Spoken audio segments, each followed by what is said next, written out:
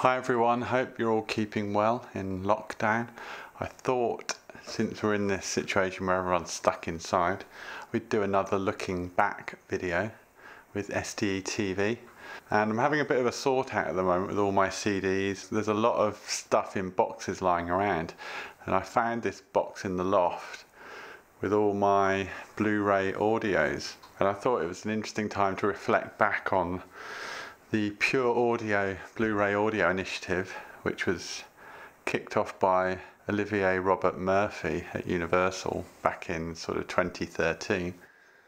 And it's all kind of gone a bit quiet and rather, I wouldn't say it's died a death, because the Blu-ray audio format still exists and it still is used quite a lot in deluxe editions and box sets, but what we're not seeing is much in terms of standalone titles being released in waves or batches, as used to be the case.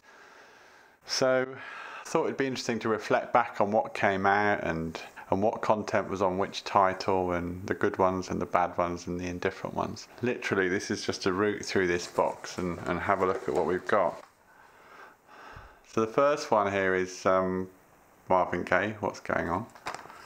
I mean, I must admit it does look quite good in this packaging, but this is a good example of a title where, I mean, it's a great album and everything, but it's a really hard sell because all you get on this is the album in high-res stereo and that's it.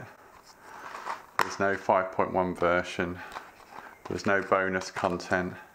You know, bearing in mind when this album came out there'd already been a 2 CD deluxe edition. In fact, there might have, the super deluxe edition I think had already come out as well. So you could have had the alternate Detroit mix, you could have had the live stuff, but they chose not to put anything on here except the album. And you know, they expected people to pay £17–20 for it. So that's one of the fundamental issues, I think, that one of the things that handicapped the take-up of this format was a bit of stinginess in terms of the offering. I mean, they had these supposed set of rules where it was supposed to be just the album, there was supposed to be no video content at all. You can, I don't know if you can see there, but it says no video content sort of proudly almost. Looking back, that might have been a bit of a mistake. Everything had to be $24.96 minimum, that was the other rule. So some of these, well, most of these are probably out of print these days. I mean, it's still nice to have a high-res stereo as a physical item, but clearly, you know, in some cases the product could have been improved quite a bit. Now there was another Marvin Gaye release, Let's Get It On, and this shows you the kind of inconsistency and the confusion with the general public, because this one did have a 5.1 mix on it, and there was a bit of bonus content in the form of an audio interview. So, you know, what's going on? Is it album only? Is it 5.1 or stereo? Is there bonus content or isn't there bonus content? This was quite a bit better than the previous What's Going On. I mean, of course, it often depended on whether there was a 5.1 mix available. So if the chances are, if the album had already been reissued in the past on SACD or DVD-A, and there had been a 5.1 mix created, chances are they would put it on the disc. So that's probably why What's Going On didn't have one. You know, nevertheless, it's still a little bit confusing to the general public, but there's 2 Marvin Gaye albums. Tears for Fears. Now, this one's still sealed. This came out at the time of the reissue of the box set, which was 2014. And what would happen was, this happened quite a lot at this time actually. This was obviously the early days of the promotion of this format, because it started in 2013. So it became one of a series of formats for Universal in particular. So if there was a box set or an album reissue, you might get a CD version, a 2 CD version, a box set version, and then you'd get the Pure Audio High Fidelity Blu-ray version. So that happened for quite a few years. So this Tears for Fears Blu-ray was quite good because you get the original mix, you get the Steven Wilson 2014 stereo mix, and you get the Steven Wilson 5.1 mix. Now at the time, it was the only way to get this on Blu-ray. In fact, it still is the only way to get it on Blu-ray, because the box set had it on DVD. It was a DVD-A in the box set, but it was still a DVD and not Blu-ray. Since that time, Universal have tended to include Blu-rays with their box sets. But anyway, because a 5.1 mix existed, because Stephen Wilson had created one, this is why this has a 5.1 mix. And around the same time, maybe it was the year before when the reissue came out, this is a bit like Marvin Gaye. The Hurting, all you get is the album in stereo and that's it. There's no 5.1 mix, so there's no bonus content. There's no extra tracks or B-sides or remixes from the box set reissue. It was just the album, so this wasn't really great, to be honest. But as I say, it's still a kind of interesting collectible, the fact that it exists on the Blu-ray format. What else have we got here? I've got a few jazz titles. Love Supreme, John Coltrane. There's no 5.1 mix on this, but there is some bonus content, so again, that's another example of something being a bit different. Nina Simone, I Put a Spell on You. 12 tracks. Stereo. Now there's quite a lot of Rolling Stone stuff. This is the title that kicked it off. The Grrr reissue campaign. This was a kind of false prophet in a way, because this was really great because it included all 50 tracks for, you know, whatever this cost at the time, 15, 16, 17 pounds. This was used to sort of herald the new format. And, you know, like I say, it's actually a fantastic product because it's good value for money. You get all 50 tracks, high-res stereo. So this was a fantastic way to kick off the campaign. It didn't sort of keep up this high level of content and value for money, I don't think. An example being Exile on Main Street. It's just the album, it's just in stereo, no bonus content, that's it.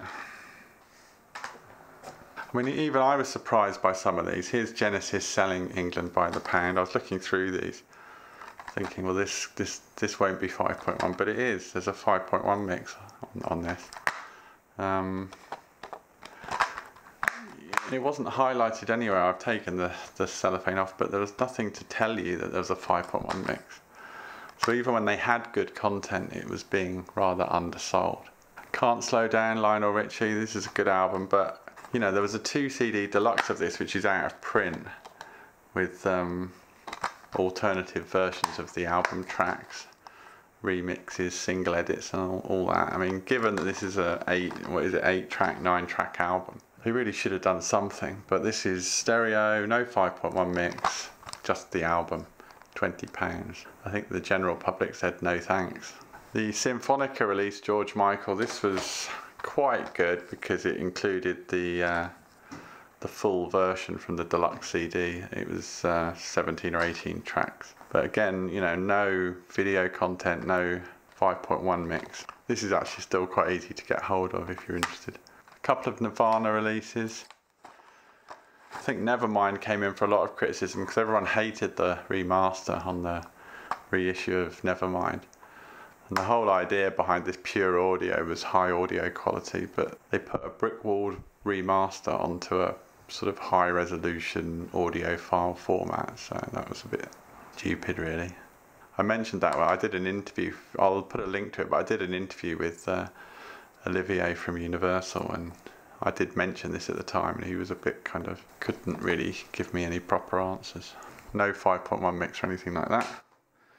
And this again was a sort of stereo version of this compilation. Came out in 2015. Here's an example of something really good. This was the Disco triple CD box set. So this came out on the pure audio format. You know, you get the full contents, you get each album, you get some bonus versions at the end. And what was really good about this was the download was high resolution, if I remember correctly. So most of these other ones that would have MP3 downloads, but with Grace Jones, for some reason, the download, I mean, was high res, which is obviously a great thing, but it was more of an exception rather than the rule. What else have we got? Bon Jovi. This one didn't really get promoted very much. I kind of fell across this somewhere shopping around. You know, this sort of broke the rule about no video because it includes basically 5 videos on it. The rule was you weren't supposed to have video content. And according to this, it's got a 5.1 mix, which is pretty good. So you know, that's a pretty good one to have. So Goodbye Yellow Brick Road. Now this came out when the reissue campaign came out. What's weird about this is, so this was the box set that came out. Do you remember this? So the box set that came out had the 2014 remaster on CD. It had a bonus disc which no one liked with Ed Sheeran and the band Perry and various other people, Imelda May, sort of producing versions of the songs. A disc with various bonus bits of content. And then it had Live at Hammersmith on CD, and then there's a DVD with a documentary and stuff like that. But the point with this was there was no 5.1 surround mix, which did exist because there was an SACD version of this album reissued previously. But anyway, I came across this and I found this, and I assumed this didn't have the 5.1 mix on it, but it does. So there you go. So this was an example of something again that was, you know, it was great that it had the 5.1 mix, but they didn't tell anyone. You know, there's no sticker on it telling you. It had something which wasn't on the box set, which was weird but good, but who knew? Now they did imagine, this was another quite weak one because it was just the original mix in stereo. Of course, since then we've had the big Imagine reissue where they went overboard and did everything. But at the time, a lot of people were saying, well, where was the quad mix? Where was Yoko's remix from 2000? It's just kind of ignoring the fact that other content existed and hoping you wouldn't notice.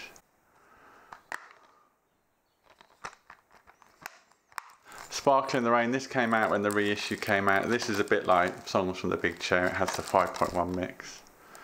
High-res stereo, so I think anything that has a 5.1 mix on it is kind of justifying its existence quite nicely. We've got Sex Pistols' Nevermind the Bollocks, which I assumed was album only, but then I looked on it and remembered that it wasn't. So this had lots of quite good extra content from the expanded reissues at the time. So you get the B-sides, you get some live content. You know, Blu-ray holds a massive amount of capacity, so it makes sense to make the most of it, you know. And I think internally at Universal there's probably like a feeling of, why are we giving away all this content when we want people to buy box sets? I think depending on who was working on a project probably influenced, you know, how good the content ended up on the Blu-ray audio. Queen, Night at the Opera. Again, this does have the 5.1 mix, which previously existed on a DVD or a DVD-A. Bob Marley Legend. So I found this. This has only got a stereo mix on it, which is a bit dull. And of course, a few years later, they brought this out, 30th Anniversary Deluxe Edition, which has a really good 5.1 mix on it. So this is actually a CD and Blu-ray Deluxe Edition.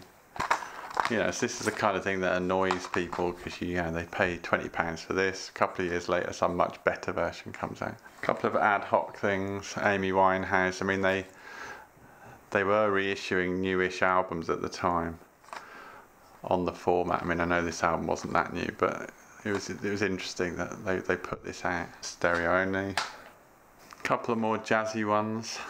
Night Train, Serge Gainsbourg.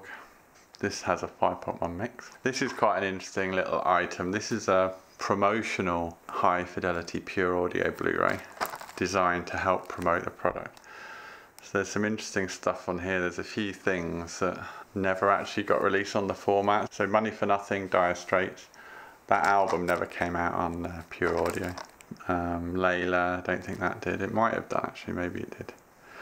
Guns N' Roses, that didn't come out until recently. I got this when I was in at Universal doing the interview with Olivia actually. These were sort of lying around, so I took one.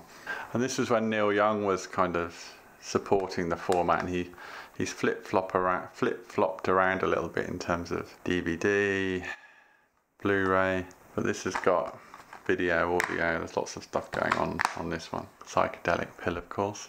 And this is before that, this was the Americana album. This came out on Blu-ray as well. Quite a big booklet in here. As I was saying at the beginning, the format still exists and we're still seeing Blu-rays come out, but it's normally now as part of a box set package. There's not that many standalone Blu-rays that come out.